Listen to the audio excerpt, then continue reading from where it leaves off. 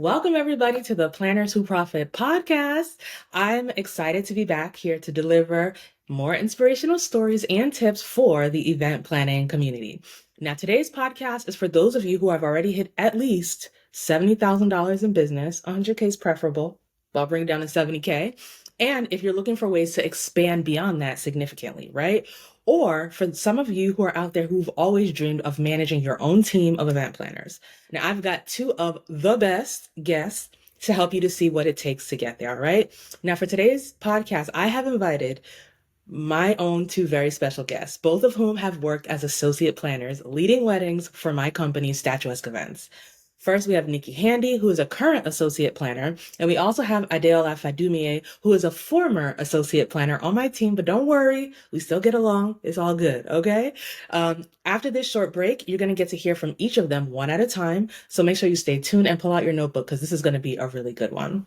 Planners Who Profit Live is our annual event that celebrates event planners of all kinds every single year, and you absolutely cannot afford to miss it. All right, this is the event to come. Bring your friend, bring your assistant, bring your associate planner to really immerse yourself in next level thinking, next level strategies, and to get refreshed for your next event season. Visit plannerswhoprofitlive.com and register to join us for this event. The experience is phenomenal every single year. The community is truly next level, and the things that you learn are truly actionable. This is an investment both in yourself and in your business that you can't afford to miss out on, all right? So make sure that you come, bring your team, tell a friend, and we can't wait to see you in person at our very next Planners Who Profit Live. We can't wait to see you there. All right, welcome back, guys. Please join me in welcoming Nikki. Hi, Nikki. Hey. Okay. As I've said before, Nikki is a current associate planner at Statuesque Events, which is my event planning company.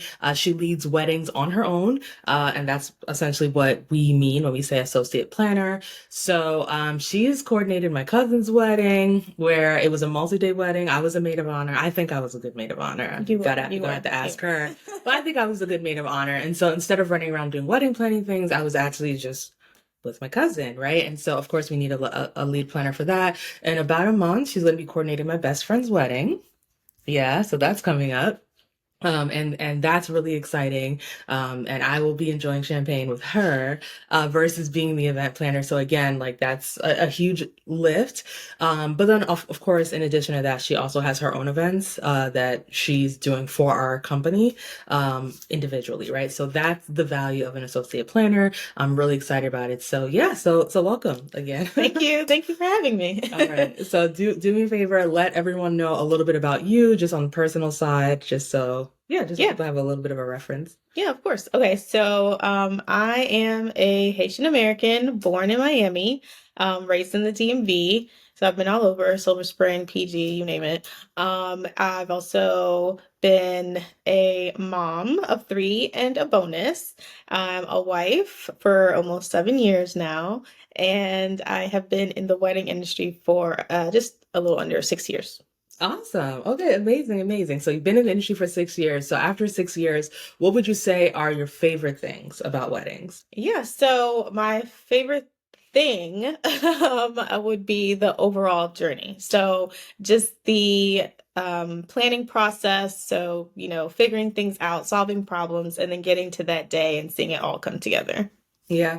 I mean, that's a good one. For me, I've always been that like slightly weird person where like I do all this work, like even like in my personal life to get people together for a party, and then I'll like go stand in the corner and be like, yeah, they're having fun. Yeah. They're having fun. Like it's really weird. Until someone's like, do you want to join us? I'm like, oh yeah. This is my Right. party. No, yeah, revel in that. But there's something there's just something special about watching people celebrate and just have fun, Yeah. And then the bonus of being an event planner is that a lot of times people recognize, at least by the reception, they're like, that's the person in charge, right. And so people start coming to you and you're like, man, you did a good job. And I'm like, thank you, and I just sit there, and just watch people dance, and it's actually quite satisfying. Yeah. I would say that's the second favorite thing, right? Is getting that like the reconfirmation or confirmation that you Mhm. did a great job Mhm. on that day, and having Yeah. people outside of the couple, because I mean, you get it from the couple throughout, right? They're like, thank you for this, thank you for that. But then on that day, you get parents and guests to say, Mhm. wow, this was great, or you did such a great job. And yeah, Yeah. that's the second favorite. Yeah, yeah. So yes, team weddings, team weddings. We love weddings. We do corporate, of course, too. But today we're talking a lot, mostly about weddings. All right. So how did you come about this job offer? Like, how did you hear that we were hiring associate planners? And why? What about it made you be like, you know what? Let me go ahead and do this, right? Because again, 6 years in the industry, so you running your own company. So what made you say, you know what, let me go ahead and do this in your Yeah. own words? Yeah. So, okay. So a couple of things. So first and foremost, I this isn't the first time I've been an associate to a planner. This is the first time I've been one on a more permanent basis. But after starting my own company, I realized that, in the beginning stages, it is kind of hard to sustain as a full-time planner without any side gigs, to say the least. So one of my side gigs was helping other planners. So I would be on Honeybook, just looking at listings, seeing who needed help, and helping other planners out. Meaning like on the day of? Yeah, on the day Okay. up. Yeah, yeah, Okay. yeah. So, so people would say, "Hey, we need help on this day," and I'd show up and lend a hand. So I was doing that for about 2 years, before seeing your listing pop up. And funny thing is that I have actually been a fan of Faye's like since before being a planner. I wanted her to do my wedding, so but that didn't happen. But it's a long story. But yeah, so when I saw your listing, I of course was just like, oh, I can help Faye like more than one time. So this would be great. So yeah, I definitely wanted to apply and see if we could be a big good fit, because of course we were running into each other at other events where I was working, and she would just show up as a guest like, hey, what are you doing here? Yeah, so it was nice to see if we could actually be together on the same team. Yeah, yeah. No, I mean, yeah. Funny story. I actually did not remember that you Yeah. had inquired about wedding I still planning have that some years email. ago. I don't remember that, but I still don't remember that, to be honest. But you brought it up when we went to dinner after Planners Who Brought the Yeah, Bride, yeah. and I was like, really, I didn't know, I'll forward you that but. email so you can Yeah, see. you can forward the email. I'm sure I sent it, but I don't remember. Yeah. But full circle moment, right? Even though Yes. it didn't really work out for us to be able to work together at that time. Hmm. Look at us It's now. this is cool. And so what was there anything else besides like maybe already being familiar with the company and like the kind of weddings we do and you know Yeah, all of that? so Was there anything specific else besides that made you be like, you know what, this looks like it might work for me, especially since you hadn't been an associate. Like it sounds like yeah, you've been assisting other event assisting, planners, right, but right. as far as like now being an associate, was there anything else about that made you say, you know what, actually, like let me consider this? Because I didn't have the job opening up for that long. Right, no. So it didn't sound I like you didn't spend too much time no. thinking about I it. So I saw it guess and was like, okay. do it. Yeah. Yeah, so actually it was kind of like a personal thing that happened. So um COVID, of course, happened and took a toll on everybody financially. So that was at a point where I realized, okay, I need to I need to make full-time planning a little bit more stable for our family, especially now adding another one since COVID. So it was at that point where I was thinking, all right, it's either I stick with full-time planning or I find something else to do, because I wasn't hitting my goal. I wasn't hitting the 12 weddings in a year. So I felt like, okay, I'm either going to stick with this or I'm going to have to find something else. And I prayed on it, and there it showed up as an opportunity for me to like really stick with this and make it my actual career that I've been trying to tell my family for years. Like, it's my career, this is what I do.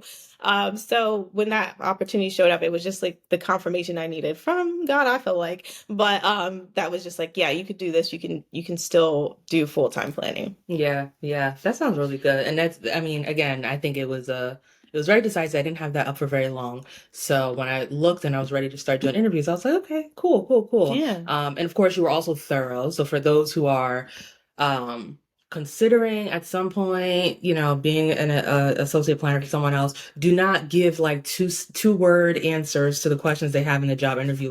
We will skip over you, right? Like thoroughness is important, right? Thoroughness is important. And I don't even think this has anything to do with being an event planner or not. If you're applying for a job, period, be thorough in the way you respond. I think that eliminated about half of the people who responded to the job listing in the first place. It's like, I don't want to have to drag you through. You need to show me, right? If you're going to be a leader, show me that you can lead and that you can do things completely, starting with the job application, right? So we talked about a little bit about that. Okay. So what existing skills would you say that you already brought, you felt like you were already bringing as a lead planner, as somebody who could take on an event, right? So for those of you who are listening and who are like, I want to have a team someday, the fear that everybody has is, I have 5-star reviews right now, right? Or I have 4-star reviews. And by the way, if you have 4-star reviews, that's not a negative thing.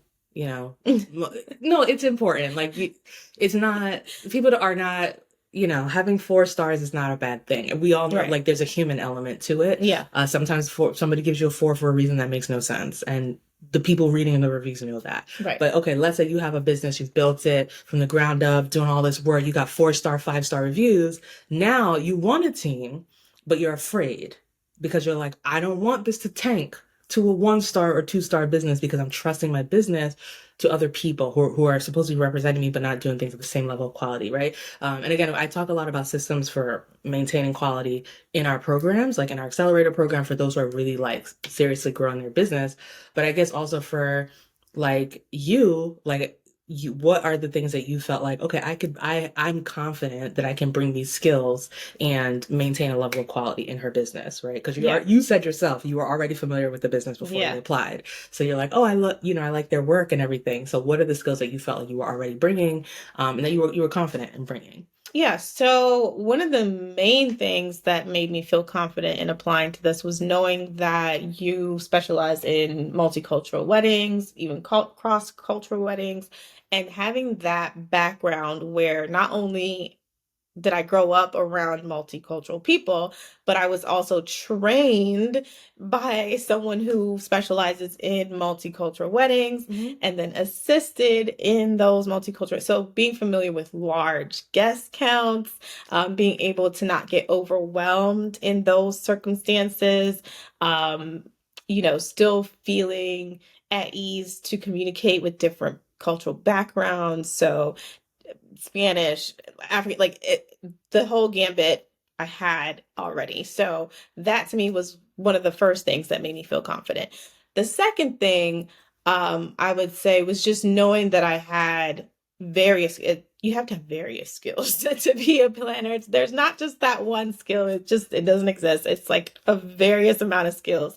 So knowing that I had the ability to build relationships with clients, knowing that I had like the attention to detail that you need to have sometimes with clients, knowing that I had the stamina to withhold like a whole day of working with clients, the patience, all that. So all those skills to me were just like, all right, there's no way I could fail here. But yeah, I definitely felt like those certain things, patience, communication skills, relationship skills, just knowledge of backgrounds. Those are the things that made me feel confident. Yeah, no, I mean, I think I would agree with all of that. For me, it was helpful to know that you got like event planning training, which is not, and I say this as somebody, I went to New York University. I went through the whole certification program, certified in meeting and event management. I don't regret it. Yeah. But I will say a large part of the reason I did it was because of my age. I started, I'm not going to lie. I started my business. Y'all know I don't lie. I started my business at 23 and I was like, and I probably look 23 right now. Maybe 25 because I think the eyeliner is helping me. It's giving me a little bit more age, but like I started my business so young and I look like a teenager and I was like, nobody's going to take me serious unless I at least have a certification and I can at least so I did that largely for that and also to prove to myself that this is really what I wanted to do because frankly I got a job after a recession, got a job in a recession that paid me enough for a New York City apartment, all that, and I was just like, if I'm going to start to veer away from this thing that a lot of people want and don't have, Yeah. I need to be sure I want it, right? So I did the certification, and it's not required. Right. So for those of you out there who don't have certifications, it's not required. For those of you out there who already have 2 or 3, you don't need to get another one. Okay. So it's not required, but it was helpful to know. And I also know the person that you got certified. Right. And then you went through the Ray method. Yes. And I know the person. She's a friend of mine, and her program is really great, especially for people in the beginning stages, right? To get the core, because the other part is that, and again, as a leader, you can't lead other people until you can first lead yourself and be honest with yourself.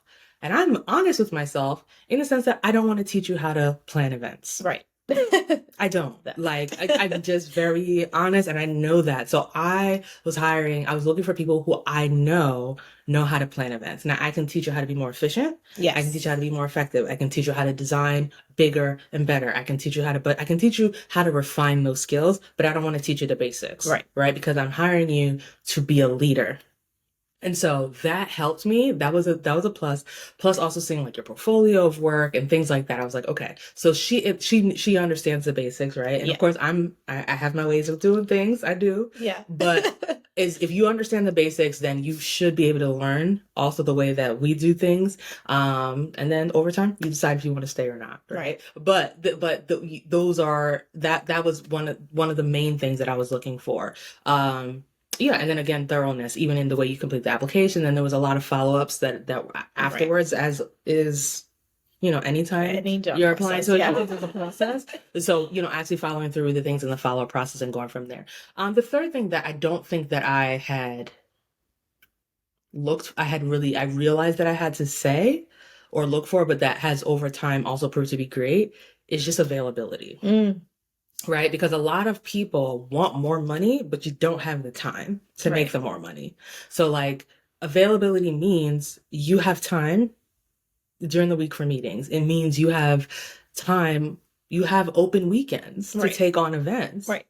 If you have 20 weddings on your calendar right now, you're probably not going to be a great associate planner for someone else, because you're probably always going to be booked during the time that people need you. Or if you're like, oh, every other Saturday I volunteer all day at my church, like this is probably like it's going to be very difficult, right, to line you up with clients, right, if you don't have the availability. So that's something else that did prove to be great, but it wasn't something that I realized that I needed to say. Yeah, we didn't really go into detail about that. But but I'm realizing now I need to say it, right? And so for those of you out there, that's a free tip. Availability is also very important. Now, one thing I did say, for instance, was you have to be willing to take on at least 6 weddings a year. Right. And I think that we talked about it, and you were like, yep, I could do 6. I was like, can you do more? More than 6. I was like, that's even better. But 6 is the minimum, right? That you should be able to handle on top of whatever else you have going on in your life. Right. And so that's really, really great. Awesome. Okay, let's see. So we talked a lot about the skills you brought. So what skills do you feel like, if any, do you feel like you either learned a new skill, or do you feel like you refined any skills that you already had? And then like, if you could give like a couple of examples of just what those are. Yeah, of course. You've already touched on some already. So being more efficient. So being more efficient came through with my communication. So prior to working with Faye, I was very patient and lenient in how communication went back and forth between myself, the clients, vendors, the list goes on. And so with working with her, I kind of like absorbed it like a sponge, because I was noticing like how like straightforward her communication was. It was like, 1, 2, 3, this is what I'm asking you. Please respond back in 1, 2, 3, so that we can have this done and over with. And it just made things go by so much quicker, where I'm like over here talking to people like, 1, talk to you next week, 2. So it was just like that long drawn out process. But why does that matter? Like, why does efficiency matter? So there's many ways that it matters, but the most important thing is getting your clients what they need quicker. So when you're talking with the vendor, for example, if you're having to take a month to get all the information and details that you need versus one day, the client's going to pick one day. Mhm. So that was the main thing that I realized, like, it was helpful for me. It was eating up less of my time going that route versus sticking to my old ways. And it was helpful to my clients to speed up that communication along and get them through faster. So yeah, that was the first thing I adopted, was the efficiency and communication.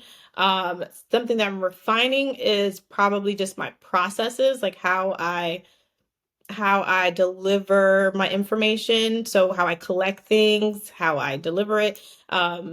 Just being more streamlined in that manner. I'm still refining that, because I find that sometimes I'm thinking like, oh, I don't want to overwhelm people, so I'll just give them this chunk. And she's like, no, just give it to them all at once, like, and then you'll be done. So yeah. Yeah. Awesome. Awesome. Yeah. I mean, I think that's always good. And I think that for me, I think that I consider myself to be a high efficiency person. I consider myself to be a high output person. Mm-hmm. And for me, the older I get, I've done a lot of things. I've worked at a few different companies. I've worked in a lot of projects within those companies. I've done a lot of volunteering. I've done a lot. And I think that for me, as somebody in all of that, what I've learned about myself, and I'm not talking about myself as a leader, I'm talking about myself as being part of another organization. I am happiest when I have structure, and I'm happiest when I'm working with someone who can help me.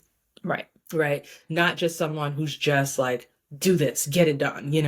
That's like, what they always say, the difference between a boss and a leader, right? A boss just says, get this done. I need it by Saturday, right? A leader can say, hey, well, I need this by Saturday. This is how you probably want to go about it to save you time, to make sure it's complete. And let me know if you have any questions. And if you come with questions, they actually have an answer. Mm-hmm. Right. And so for me, I found that, and I can't speak for everybody else, but I found that for me, I'm happiest if I'm serving somebody who who's refining me. Like, I want to grow. Like, everybody, when you get a job, you want to grow too. You have to contribute, but you also want to grow. When you're at a job that you're not growing, Yeah. it's not fulfilling, It's not right? serving And you. Yeah. it's just not exciting, right? You want to leave the job better than you received it, and you also want to leave, you yourself want to leave better. And so I think that that's something that's important. I think for anybody out there who's on the side of, oh, I'd love to eventually have a team, you have to recognize that you have to be able to actually help people. Like, you have to be able to actually like lead your team. It isn't just like dump and walk away. I always laugh when people say, "Oh yeah, when I have my team, I'm just gonna be chilling and they're gonna do the work." And I'm like, being a CEO is actually a whole job. Yeah. Being a manager is a job. Like, you still have work to do. I remember we were together. We went to Planners Who Profit Live, and last year it was in Beverly Hills. Yep. Upcoming is going to be in Miami. Stay tuned to find out where future years will be, but make sure you're in the room. Regardless of where we're going, make sure you're in the room. Yes. So after each day, we had amazing events, but one thing that is important to me is that if I'm going to be taking you to these amazing locations, I want you to have time to actually enjoy, right? You know, a lot of conferences, you go to conferences and you don't even have time to like explore the city. But going back to efficiency, I like to be efficient and by a certain time so people can explore. Yeah. So one of the things that we did, like the team, shamelessly, is so shamelessly. But after each day of Planners Who Profit Live, we went to a different Vanderpump property. I feel like Lisa Vanderpump owes me money because we went to all of her restaurants. We tried the different foods. We took pictures. We posted about it. Like, we did all of that, right? And so, of course, we didn't necessarily know we were going to run into Lisa Vanderpump and her husband, but in retrospect, considering we went to a different restaurant every day, the odds were in our favor. The odds were in our favor, like we didn't go thinking we were going to see them, but in retrospect, like, of course, right? So we run into them at one of the restaurants that they were in, and they were working. They were not just sitting around taking selfies with people. They were working I'm talking 11 p.m. and I'm seeing meetings. I'm seeing them coordinating, like, being a manager, being a leader is a job. It's not just throwing things in people's laps and walking away. And I think that that's really important for everybody here to understand. That's what you should be looking for in your leaders. And it's also what, as a leader, you should be prepared to do, to make space to actually manage your team and lead people to a specific direction. I think that, like Nikki said, she's refining certain things. She's understanding, like, this is the way we do things at statuesque events, right? And I'm also refining as a leader, right? I have SOPs, we have templates, but like, sometimes when I notice things, I'm like, okay, I need to add this or I need to update this so that it's clearer, right? It's not always that other people don't know what they're doing. Sometimes it's a matter of adding clarity, and you learning how better to support your team. So those are things that you always want to do.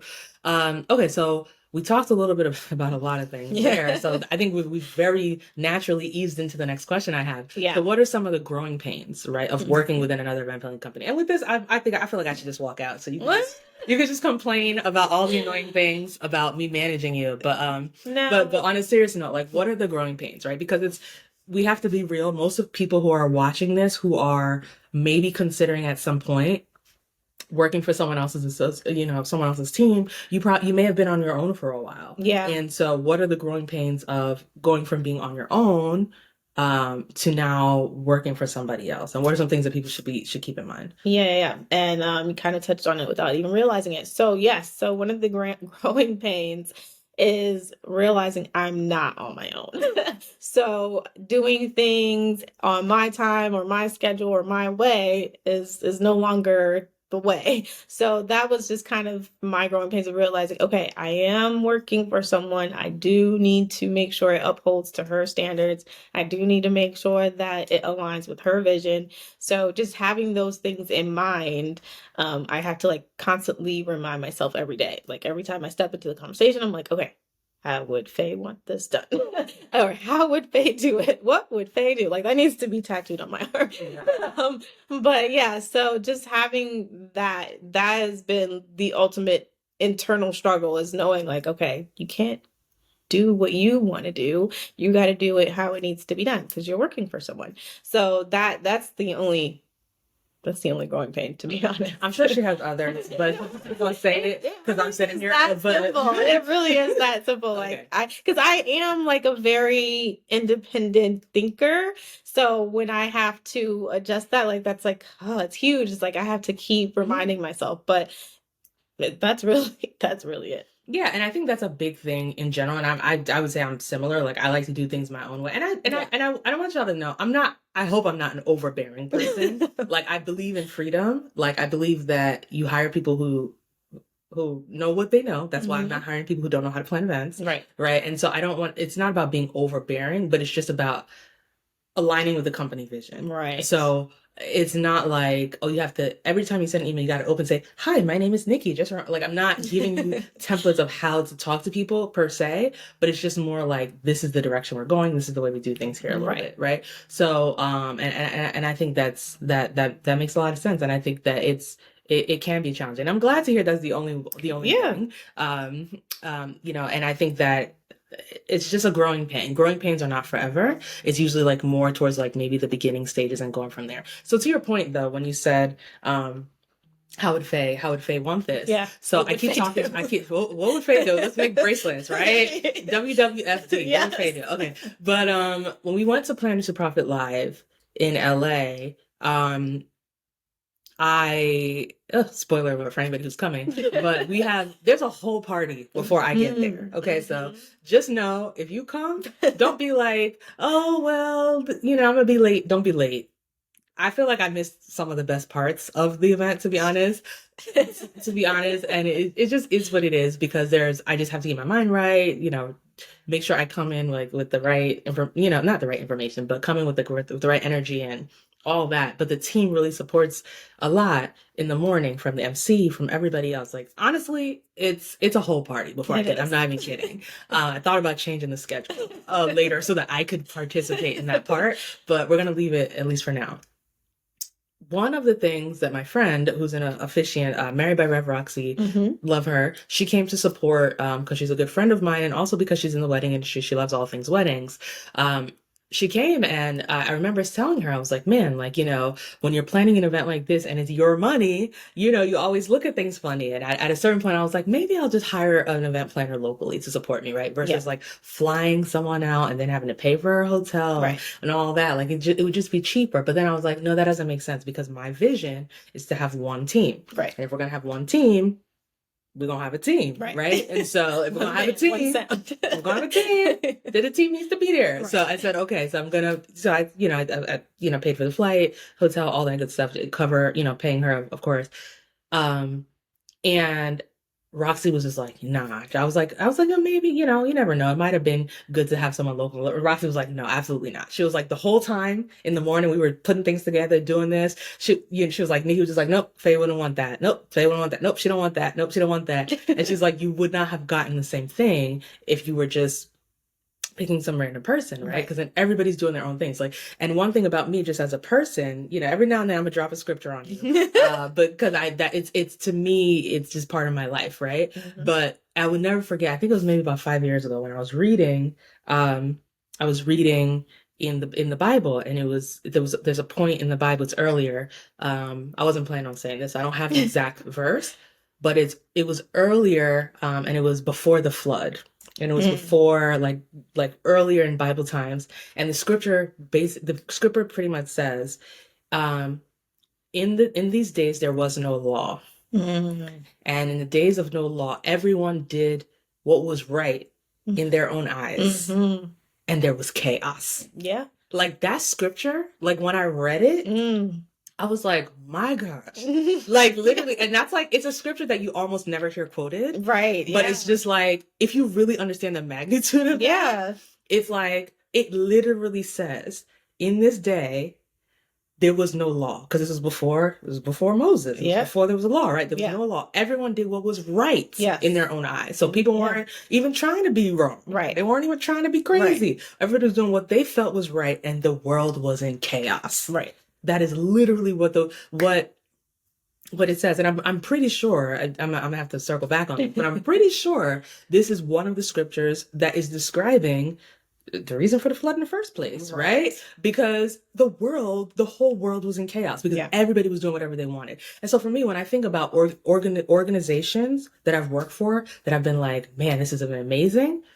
There was no chaos because everybody didn't just do what they wanted. Right. Everybody understood this is the way things are supposed to be done. I could go to a whole nother organization that wants things done a whole different way. But because everybody's not just doing their own thing, it's still running well. Exactly. When it's just, we just gonna throw people at the problem, you know, just we got a bunch of people, you guys figure it out. Chaos. That's what you get. Chaos and no progress. And so I think that that's really important to know. Like, I feel like, you know, one thing that I'm learning as a leader, when I study leaders, reading books, you know, observing leaders that I truly admire. There are people who make a lot of money that I wouldn't say I necessarily admire. The way that they and I'm not even just talking about personal stuff. I'm even talking about like business and turnover, all those things. They have a culture. It's very specific. Like, this is how we do things, right? And I could be looking at 5 different companies with 5 different cultures, but I admire them all. Right. Because they know who they are. And when people step in the building, they know who they represent. They know what's going on. And so I think that is like the vision, and that's where you're supposed to move to. But it's also important as a leader to know you're not going to get people who walk in the door knowing who you are. Right. You have to be able to explain it. Yeah. Right? Share yourself. Yeah. Yeah. All right. I don't know how we got into Bible study, but it happens. It just happens. It just happens. Y'all Google it. And find it. Okay. So, we're getting there though. So what advice do you have for someone who is either like, oh yeah, I definitely want to work within another company, maybe at least for a couple years till my business gets off the ground, or maybe like, this is what I want to do. I want to work within another event planning company. What advice do you have for that person? Okay, so let's break this down, because a couple things need to be in place, right? Because I'm not even in that place. So if you're interested in opening an agency or starting one, or even growing your team, let's just start there. First, you have to know your stuff is in order. Like I was getting ready to say another word. Just make sure your stuff is in order, right? You have your processes, you have your SOPs, like you know how your business should run before bringing someone in. So you're not figuring out as they get there, because that's chaos. So know how your business should run, know what your procedures are, have your process in line. Second, know what you're looking for, know what your needs are. So know, are you a person that needs assistance with getting research done? I don't know, whatever it is, just like know what your needs are, so that way you have that intent when you're searching for someone. So you'll have that in your mind, like, oh, I need someone who can do this.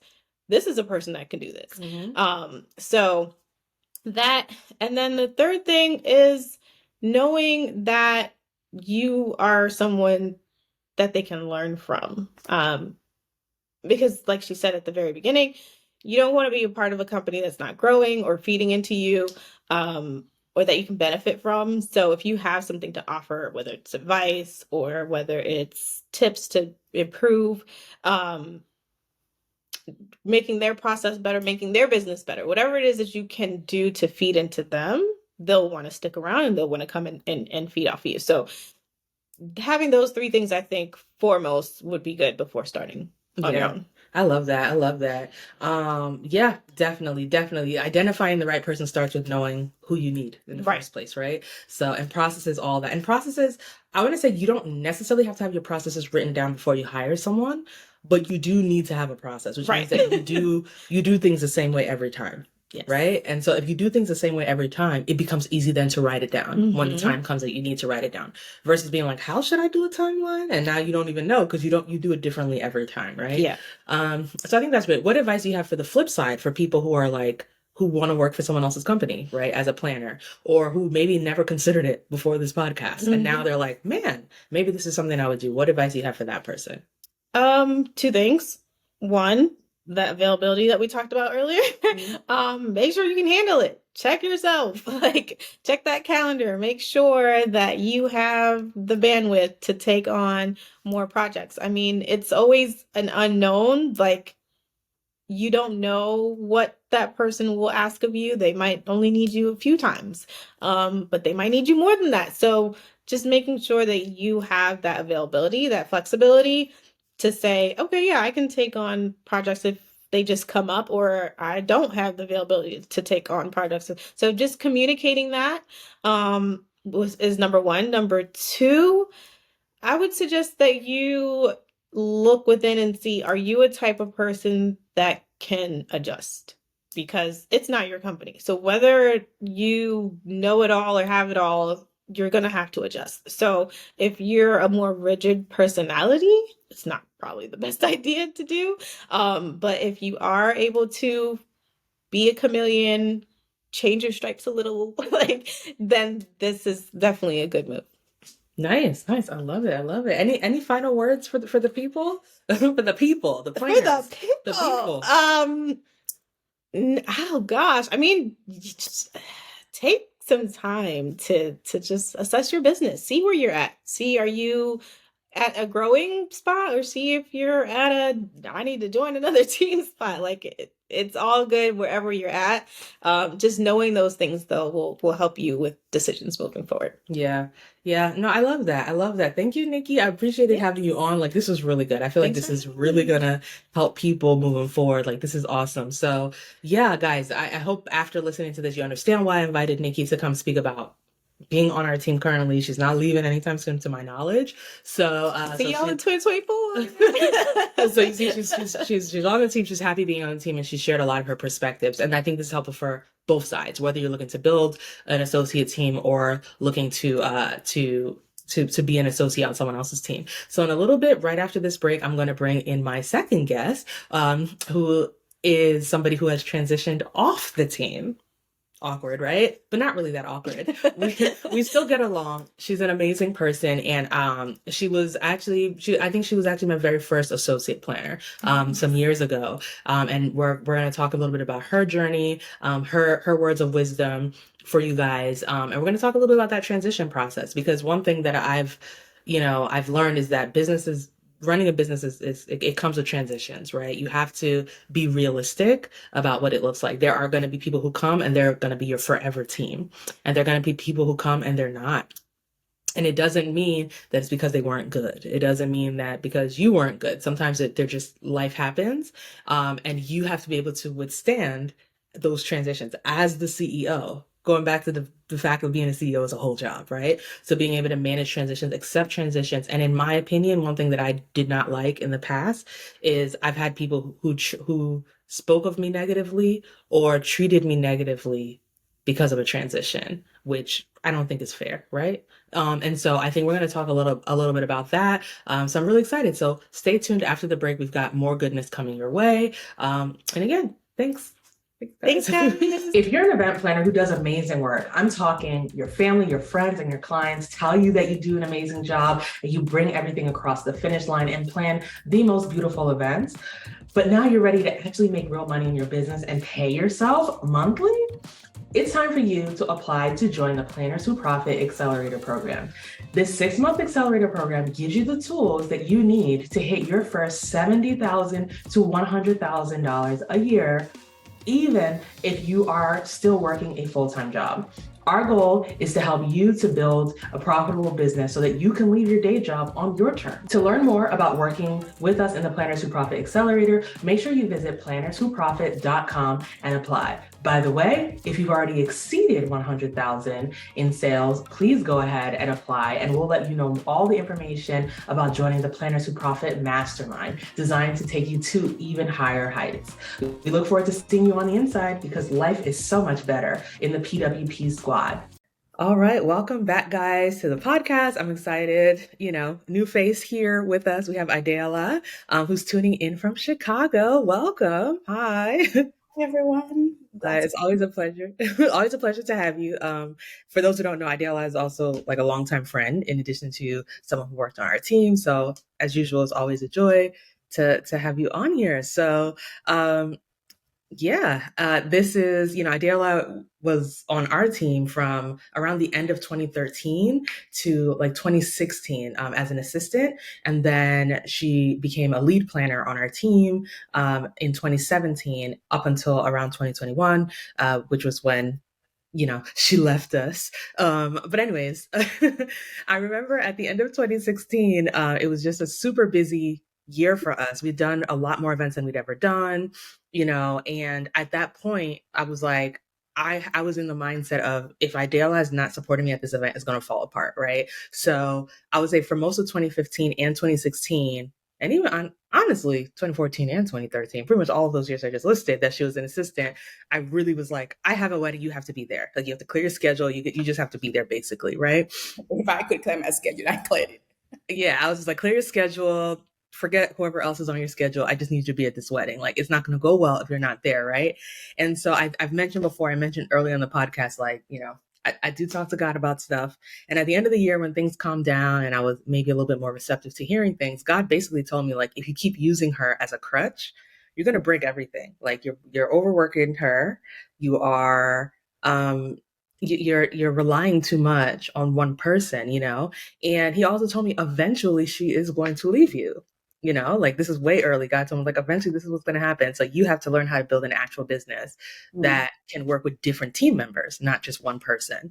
And I was like, okay, noted. So that's a super long intro to say, can you please clue us in, AdeOla, on what you're doing now, in life, in business, all that good stuff. Yeah. Hi, everyone. My name is AdeOla, and I'm glad to be here. So I am currently the founder and podcast producer of Chris Indiana. It's a strategy-first podcast production company, and we work with a number of clients, from nonprofits to corporate entities to government agencies, in launching and managing their podcast, audio and video. So I am still in some form of project management and production, but more media, and specifically podcast. Yep. So that's super exciting. And it's amazing always seeing how well the business is going and it's growing and all that good stuff. And so it's exciting. Like, it's exciting. I think it's a good thing. I think it's very healthy to have a business where people sometimes leave, right, and have other interests and do other things. And I'm just glad that I kind of got the nudge very early that this isn't going to be a forever thing. And it just kind of forced me to really rethink everything and really, really think like strategy versus like relying on any one person to kind of keep everything together. Right. So let's see. What was it like transitioning into being a lead in another company? At the time, like I said, you had assisted us at some of our weddings, and then you also had your own company, which at the time was planning weddings and events as well. Yeah. So what was it like kind of transitioning and doing both, like having your own company and working in someone else's company? Like, what was that like? It wasn't a big transition for me. And to be honest with you, you were not overworking me. If I couldn't make an event, whether you said clear my schedule, and I wasn't going to clear my schedule because I had things to do. So you weren't really overworking me. but it wasn't a intense transition for me because I knew what I wanted to do. And going from assistant to lead wasn't a huge transition because my background is in marketing and public relations. I've planned conferences, I've planned expos, I've planned retreats, I've planned seminars, I've planned weddings. So going from assistant to lead, I would say the role wasn't a transition. It was more thinking about, for me, is this what I really wanted? Because I wanted to be an assistant for a reason, because I knew I did not want to stay in the event planning space for too long. I had a plan, I had a vision for where I wanted to go, and it wasn't in event planning. But I love event planning. I love people. I love the chaos behind the scene. I love project management. I love taking on people and making them listen to what I have to say so we can get the event done. So for me, it was more me questioning, I'm trying not to stay in event planning, and going from assistant to lead is taking on more of the role that I did not want to take on. So I think that was the biggest thing I had to sit with, because for assisting, I was like, I can assist. I love this industry. It's good money. I don't have to go find my own clients while I build what I wanted to build on the back end. Oops, excuse me. I should put my stuff on. Do not disturb. It's all good. This is life. Phones ring. And so for me, it was very much more a question of, do I have the capacity to be a lead? Knowing that the reason why I wanted to be an assistant was because I had other things I wanted to build. And even at that point, I was already sunsetting my company and doing other stuff that was an event within it. But going from assistant to lead meant more of my time. It meant more money, obviously. It also meant I had to really sit with myself. And the biggest question was, is this what I want? Is it what I really want to do? And for me, it was at that time because I loved weddings. I love people. I love organizing. I love project management. I love leading people. So it wasn't a hard transition because I know the job. I know you understand your company. We've been friends for a while. I remember the times I would go from DC to New Jersey, several weekends to help with events. That's how we started working together. So it wasn't a huge transition for me, but I would say being an assistant in the company and going to lead was also a good thing because I knew the company. I knew the systems. I knew the protocols. I knew how you worked. I knew how you wanted wedding planned. So it was an easy transition for me. If I had come in just as a lead, I would come in with the skills. It's what I do. I know the work, but I would have to learn your company. I would have to learn the way you do things. I would like to learn the way you managed full planning versus managed month of event coordination. So that was a good thing for me to already be assisting because I know the company, I know the personality, I know you, I know what you liked and what you did not like. So it wasn't a huge transition for me. It was just more, this is what I wanted to do. Yeah. And I mean, I think that's a good point. And it's like an honest point, which is why when I had the epiphany that I wanted to add this podcast to the schedule. For those who don't know, I kind of like yanked AdeOla and Nikki at the last minute, like, ooh, we got one more. But I realized that this was really important for anybody who wants to be a CEO for real, like meaning like you have people working for you. Most of you guys, at least at some point, had a day job or have a day job now that you know that you eventually want to leave. But that doesn't mean that you're bad at your job. And many of you are actually excellent at your job, but you just know that it's not what you want to do long term. So on the flip side, when you become the owner and the leader of your own organization, you have to know that there are going to be some people who come for the long term and there are going to be some people who come for the short term, and be okay with that, because that is literally just how companies run. Like that is the life cycle, right? And in addition to being okay with that, you have to be able to document things. You have to know how to share your values, your team structures, your goals with different people. Like one thing that I loved about, like you just said, you already being an assistant and knowing how we run things, knowing how, of course, on the day of, you get to see all of that on the day of, seeing the timelines. But then even on our long drives to New York, New Jersey, all that, we would talk about other stuff. We talk about life, general life, but also sometimes about the business, how I got the client, what made them book, those sorts of things. So we talk about those things a lot. And so it did make for an easier transition. It also made it for an easier transition for myself because I've managed people in my day job. I've managed people. I've had large teams, right? But this was the beginning of me managing people in my own business, which is a little bit different. Like figuring out like paying, figuring out like having solid structures, figuring out like, oh my gosh, like, I don't have an HR department with like video module trainings to give this person. Like, I have to figure all these things out. And so I think that it did make it easier. I think that, of course, there were learning lessons on my side and all of that, and things that I've refined over time, which now, as we have a whole new set of associate planners, it's made it easier to make that transition. So I think that all of it worked well, I think, for both of us, Yeah. but it was for a season, and it doesn't have to be a negative thing that someone leaves your team or that someone moves on to something else, right? It doesn't mean that they lied to you or they're not trying to ruin you. It's really more about, having taken the initiative to actually like build your company, build your processes and all that. And I would say, like, people leaving, because I have a team of 15 now that work with me, and people leaving a team is not the first time it's going to happen in any company. Even as someone that used to work in 9 to 5, I left a company. People leave company every day. So it's important that you keep that in mind if you're trying to build a team and hire associates, hire assistants. No one is going to stay forever. It's not because your company is bad. It's not because you're a bad leader. It's not because you don't have, those things might be true, but in the grand scheme of things, it's just people have dreams. People have aspirations. You have a desire for why you want people to come on your team. They have their own priorities for why they're on your team. So it's always, if you're trying to be an associate, don't expect to be there forever. If you're trying to hire associates, don't expect them to be there forever. Because even you as a business owner, you change your business structure, you change your services sometimes. So give room for change. Prepare yourself for the change, because it's going to come. Your best team members will leave. Just be prepared for that.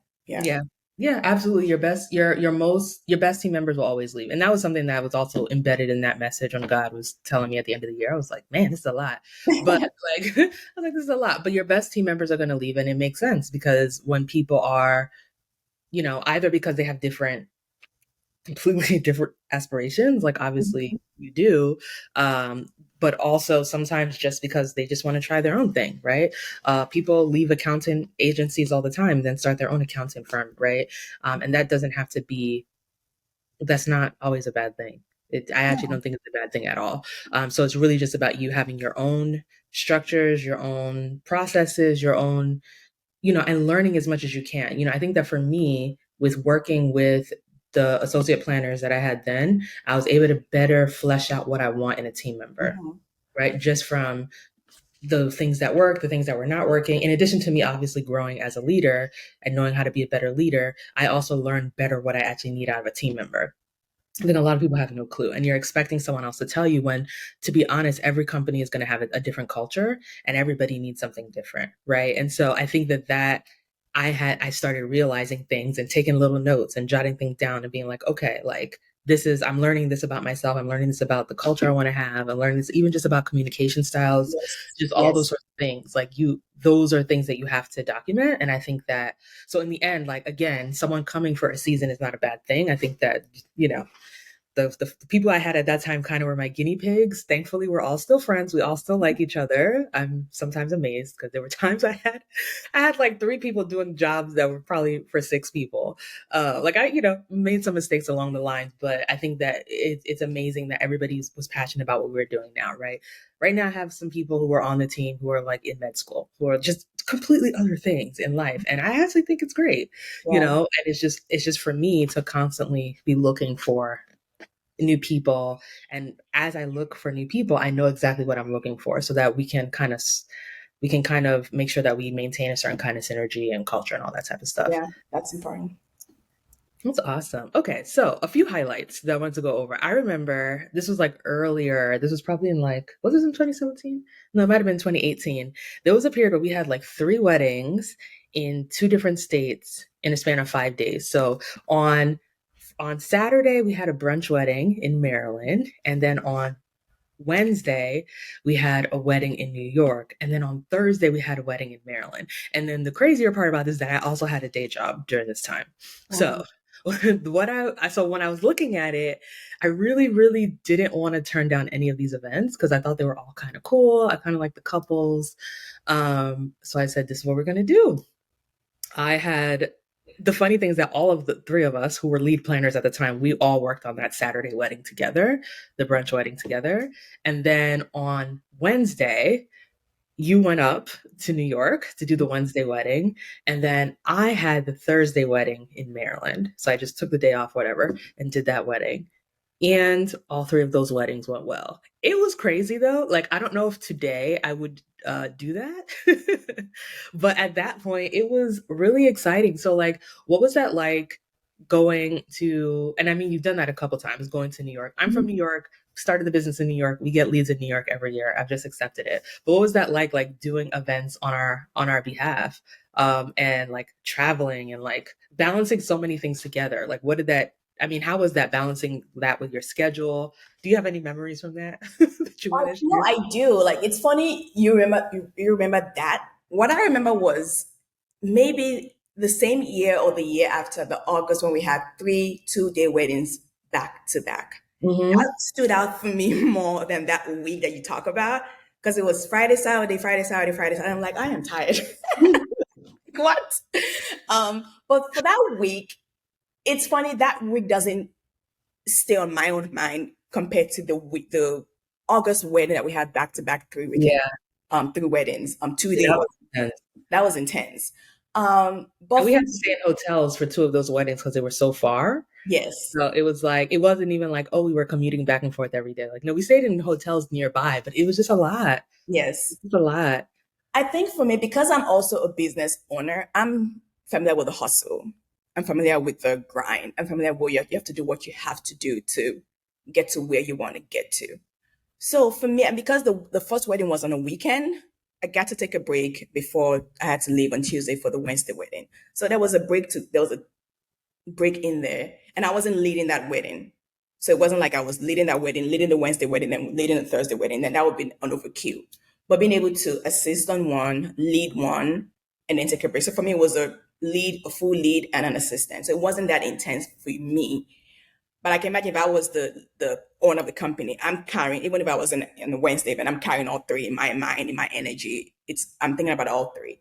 So it wasn't really as intense for me because I wasn't leading all three. I was leading one and assisting on one. But then the traveling to New York, what in the beginning was fun because I was like, oh, I get to leave town. I get to go. I love weddings. If I haven't made that clear yet, I enjoy weddings. I enjoy events. I enjoy the people. I enjoy the family.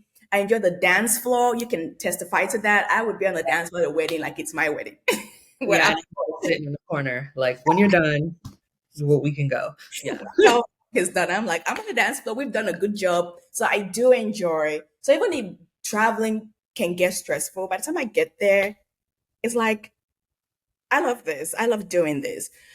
So that for me is always important, to love what you do. It doesn't mean there's not going to be hustle and grind. There are going to be tired days, but I was enjoying what I was doing. And also because, like, Faye, I'm a believer, I'm a Christian. I knew what I was going for. I was doing this for a season because I enjoy weddings, but it was also a good way to make money without having to be the face of the company. I was a face of something else. I was hustling with I was trying to go something else. So this for me was a break. I could get a break using the skills that I have, doing what I do enjoy doing without having to carry two things at the same time. And God was very clear with me. You're not, and you started at events, at PR marketing. It's not where you're ending, and I knew that. So it was easy for me to come in knowing this is not long term for me, but I enjoy it. So I'm gonna give it my best and travel if I need to travel. I wasn't paying for the travel, so hey, let's go. Um, but I don't know Yeah. if that's because I enjoyed it. And that week wasn't the biggest thing. It was the 3 back-to-back weddings. I was like, Yeah. really Yeah, tired. that was a lot. That was a lot. It was a lot of work. I remember with the three back-to-back weddings on the third, was it the third wedding or the second one? I also was helping a friend with his gospel concert. And so I was like kind of like the backstage like Yes, production manager for yes. that concert. So it was like I was already tired. Got home, took a shower, put on my t-shirt for the concert and went basically just there's like a third day, Yeah. of like supporting with that. But it's different when you love what you do, right? And obviously this was all pre-pandemic. I think that life has just changed. The way we all look at life and The effort and work. everything has changed since then. But at that point, I was just down for the hustle. And then I remember similarly, we had two weddings in the same day. We had one in Maryland and one in New York. The one in Maryland was booked before the one in New York. In retrospect, if it was the reverse, I probably would have had you do the one in Maryland and I go to New York. But this was just kind of how it felt. Oh, and also the one in Maryland was a referral from a friend, so it was a little bit harder for me to be like, oh, I'm not going to be there, Yeah. But yeah, it was the first Cameroonian wedding, ended up being super gorgeous over the top in Maryland. On the very same day, we had one in New York. And the New York wedding went well, even though it started off crazy. I believe the makeup artist just didn't show up or something like that. Really? Like that. And then you guys texted me and you're like, we have a handle though. And I'm like, this can't be the start of this weekend, this epic weekend. But yeah, as you can see from And it ended well because I can't remember the chaos. yeah, it ended well. It ended fine. Like, somehow, so 5 o'clock in the morning, makeup artist saying I'm not coming, and figuring that out. But it was great. And then I remember probably the biggest memory that I have about having an associate planner was when I went to my college reunion, my 10-year college reunion. And at the time, I didn't realize when I assigned this wedding to you, it was like a year in advance or maybe a little over a year in advance. I didn't realize that weekend was going to be my college reunion, but I just felt very strongly in my spirit that I should not be leading this wedding. I was like, okay, I'm just going to pass it off to the team, and then you guys work together and everything. And so you plan that event start to finish. And probably about a month or so after that was when I realized, oh my gosh, that's alumni weekend. Like I don't like missing reunions because you never know what's going to happen. I just like seeing my people, want to see my people in good health and just keep up with them. And so I was like on the field, out partying with my friends and like watching this wedding unfold. And not crazy, but the cool thing after that was we got rave reviews from the venue, rave reviews from everybody. The wedding ended up in the Knot DC. Like it was beautiful. Amazing reviews on our website, all of that good stuff. So that was cool. And it was just really cool to see you like just take on all these events, right? And just take things off our hands. We've had all kinds of things. We've had a time that we had two weddings, multiple times actually, we had two weddings in the same weekend, if you haven't gathered that. And so it was great, but like, I don't know if you have any like specific favorite moments from working with any of these clients or anything like that. For me, I do enjoy the day of is always my favorite piece of the planning. I love when I meet the couple and get to understand what they think about the wedding planning process, knowing that I'm going to have to lead them to the process of what this wedding planning process is going to be. So that's always the work piece for me. It's the meeting expectations, setting boundaries, saying this is how we're doing it because it's how it's done. Having people have big visions but small budgets and figuring out how to navigate around that. So in the planning phase is really showing up as the expert, as the lead, as a professional. I know what I do, I understand what I do, but I'm also working with people that have needs and have vision and are emotionally tied to the day. My role is to figure out how to balance that. Like, this is what we can do because this is what you want to do. So I think the planning process for me is always me coming in with my bubbly personality, I like people, I enjoy people, but also knowing that this is profession, this is work, and I need to make sure that I set the expectation of what is possible and what is not possible based on the budget, the timeline, the time frame we have, and the needs of the client and the needs of the company they've chosen to work with them with their planning. So my biggest fun highlight is always on the wedding day. I love when the wedding in the mornings, when the bride is doing makeup, the pictures time, the walking down the aisle. Like, I love a wedding day. And that's why I think at one point I told you, I just want to do month of coordination. Puts me in the place of we come in, I come in, it's already planned. And on the day of, I get to do the work, but also enjoy what I enjoy about wedding. Yeah. Yeah. And that's totally normal. I think it's a day off for me. Yeah, I think that's totally normal. I think that that's a perfect place. Probably the best place to start an associate planner is like taking your coordination clients and then eventually getting into a lead. And sometimes you might realize that's where you want to be, and that's totally normal, So I love that. Do you have any like other advice that you would give to someone who's like, oh, I was thinking about this, now that I'm listening, to this. I think that maybe I could make extra money being an associate for someone else. Like, are there any things that you would say, recommend that they look for or think about or consider before doing it? I would say to be very clear about why you're doing it. Mm-hmm. I was very clear about why I was doing it. So being very clear about why I was doing it helped me know the boundaries to set for myself, and even with Faye and the company as well, because Faye is also a good friend of mine. So Mm-hmm. we have to navigate that also. So it's going in, knowing why you want to do it, the reasons why you're doing it. And in addition to that, is having boundaries, because it can get very busy, especially when the company is growing. There are different places you can step into.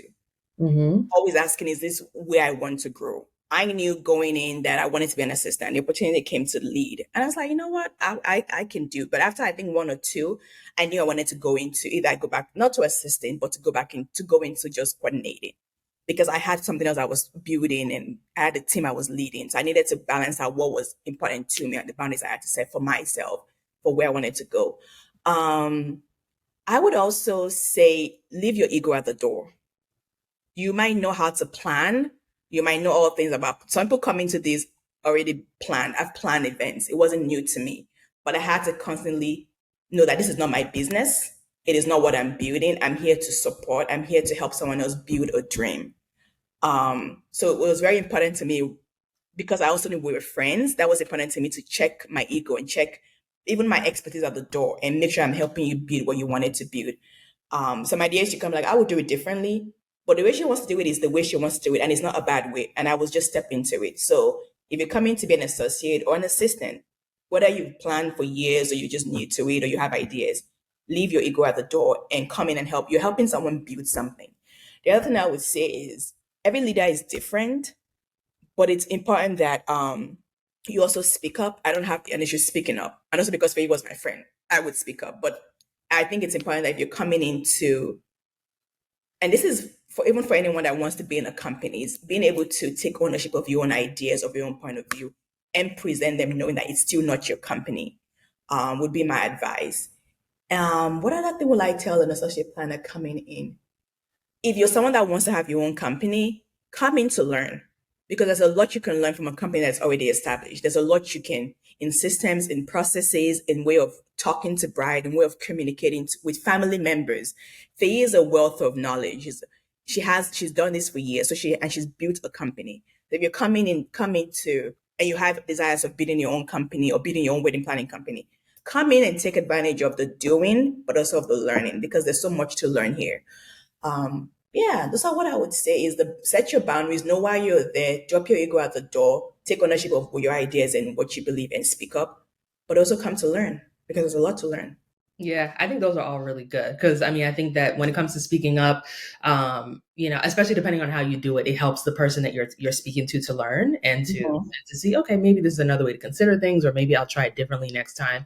I think that definitely, just a lot of things. Also, just like boundaries. I think that it goes two ways. I think that within the wedding industry, within the events industry, a lot of people struggle with boundaries. And I don't even just mean by knowing when to say no. I think it's also knowing what not to say yes to. And so I think that a lot of the challenges with boundaries is not even necessarily, oh, people are making me do this.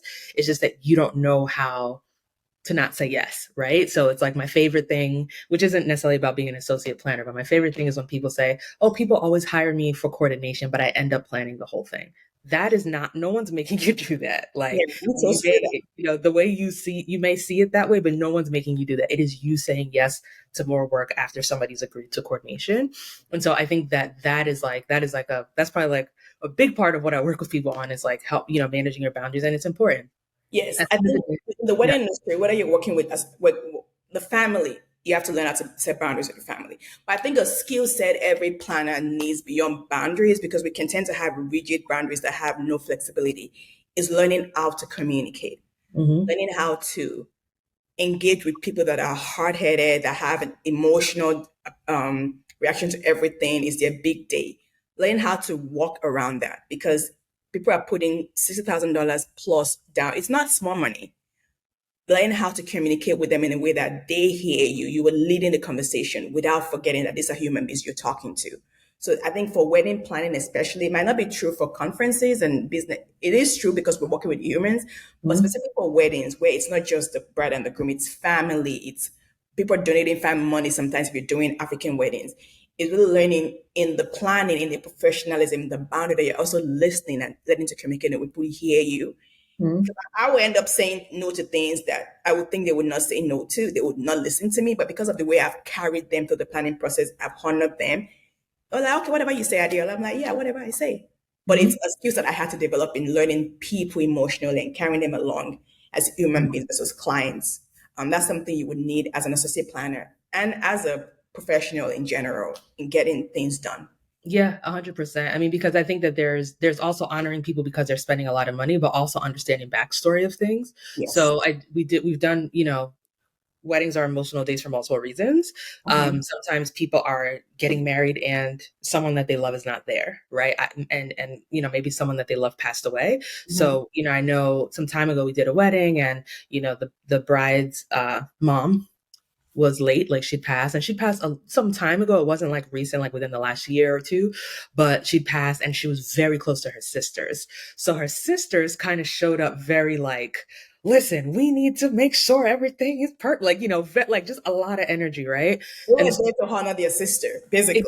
Exactly. And so when I saw them, I think I was working on something else with the couple somewhere else. And when I came in and I saw that they came in and they were talking to, one of my assistants, and she just didn't look like she didn't know what to do. She was just like, I don't know what's wrong. And so I went to her and I said, can you please help me? I just asked her to do something else. And I spoke to the moms and they're like, we just want to make sure everything's perfect. And I just said, okay, because I understand where it's coming from, and by the end of the wedding, they were super happy, right? But at the same time, it's like that's not even just I want things to be perfect. It's a combination of love and grief at that point, right? And everybody's going to deal with it differently, and you just have to. It's important to understand those things, to be able to really manage a wedding, right? And to consider it, right?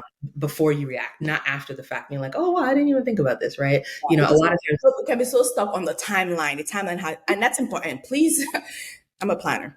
The timeline is important. It's very important about something I think I learned this. I didn't learn it, but it became clear to me the very first wedding the one wedding I did, where everyone kept saying you have to figure out how to navigate the father-in-law.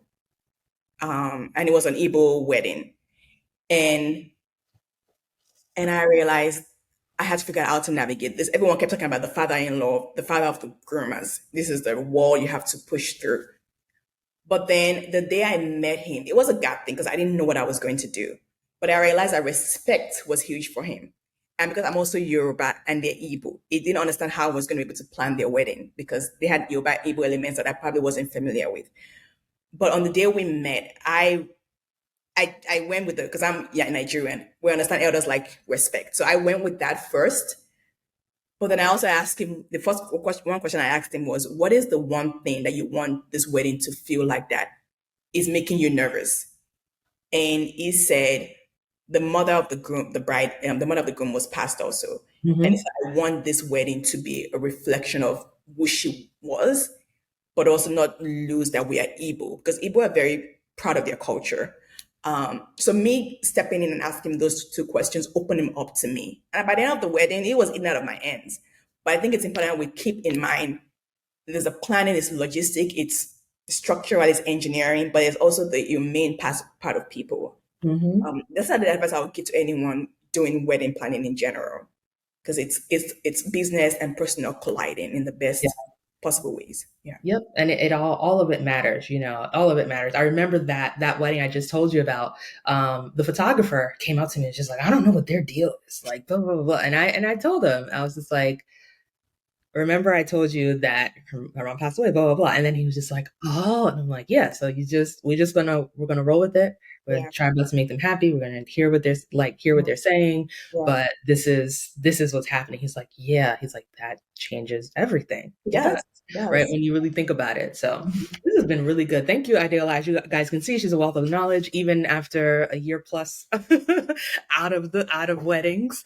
She DMs us all the time saying, oh, do a wedding in Chicago so I can come. I do say that. I was like, if you're coming out, like, I miss weddings. Like, it's not where God has me. I know that, but I don't mind, showing up and assisting. And I really don't mind. I've told you that. If you're in Yeah. Chicago, let me know. I'll be your assistant for the day. So yes, we're working on it. We're working on it. So we're working. Next time we're in Chicago, I'll give you a call. But this has been amazing. Thank you so much for joining. This has been great, and I hope that this has especially been helpful for those who are considering opening an associate planner position and just understanding the truth about what it means to have team members. Working with them for a long time frame. I think we covered a lot, going from being an assistant to a lead. Like, there was just a lot that we covered. So this was really a wealth of knowledge. So thank you so much for Can I joining. say one last thing? And I think I've been speaking to associate planners a lot. I want to speak to the leader, the owner. The one thing I would say is, don't forget to pull the people you're hiring into the plan, the ownership of the business itself. Not like they own equity, but to grow, like, it takes more than one person to grow anything. So don't hire people just to use them on day of events. Hire them to see what knowledge and skills they have that can help you build your business. Because it's not just them showing up and helping on the day of event or the wedding. You want to grow a business and you're bringing in people that have brains. They can do more than execute. They can help with business strategy if that's something that you are open to. I would say that to anyone leading the team, to make sure team members have ownership in how things are done. Of course, you have the final say, but open the door, because people tend to do better when they have a sense of their voice has been heard, is being asked for and appreciated.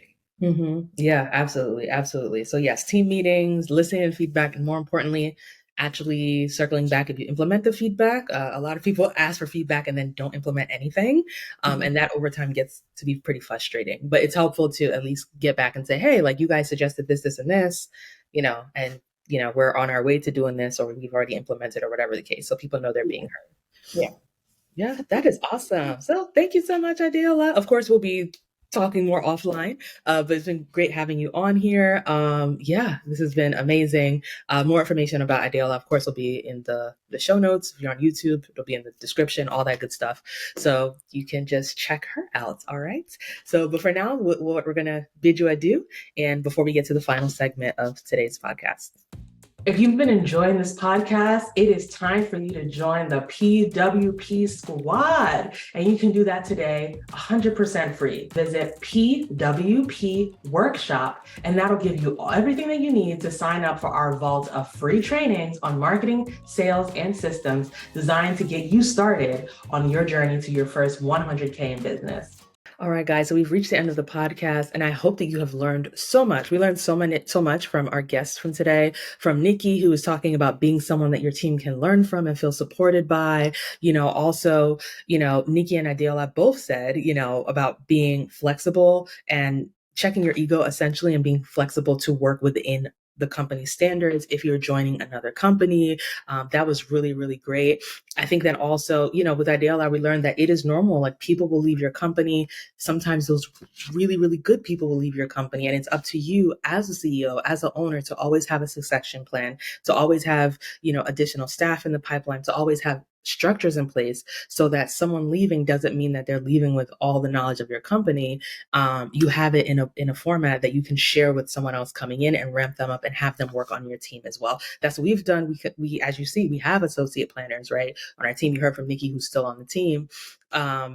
And she joined around the time AdeOla left, right? But she's been able to navigate, even though she doesn't have like the history going all the way back to 2013. So that is what we want to build as CEOs, right? And as owners, and of course in our programs, this is what we love to help you to do as far as building your whole business, right? Not just getting a client.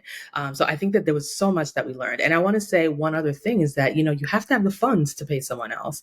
I believe that if you are not making at least $70,000 a year in your business, you're not ready to hire someone, right? Because at $70,000 revenue, you're barely paying yourself a salary, right? You should be paying yourself something for $70,000 a year, but it's probably not enough for you to live on. And now you're cutting into that to pay someone else, right? So of course, as a growth strategy, that's great.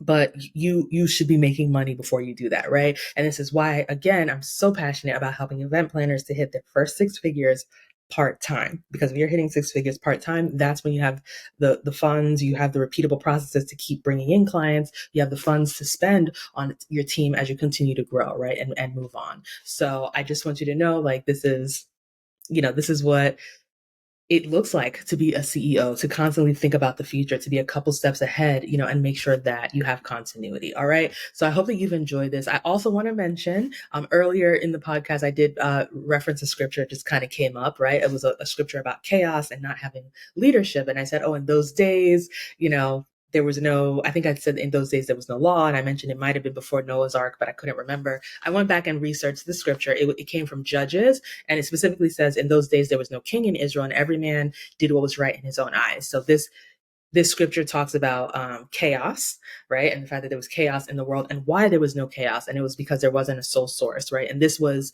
a story that was told again in Judges, which was not before Noah's Ark. But I wanted to just clarify that, just so you guys know, just in integrity. Sometimes when I'm flowing, I may mess up, and I just wanted to clarify that. All right. But on that note, I really hope you've learned something from this podcast. If you did, do me a favor, make sure you like, make sure you subscribe, make sure you leave a comment, let us know your thoughts, right? Because that is all super, super helpful. Okay. There's show notes in the YouTube comments or linked on the page that you joined to get here. I'm really excited because this podcast has been really, really phenomenal. All right. So as usual, have an eventful day, have an eventful week, and I can't wait to see you again in our future podcasts. Ciao.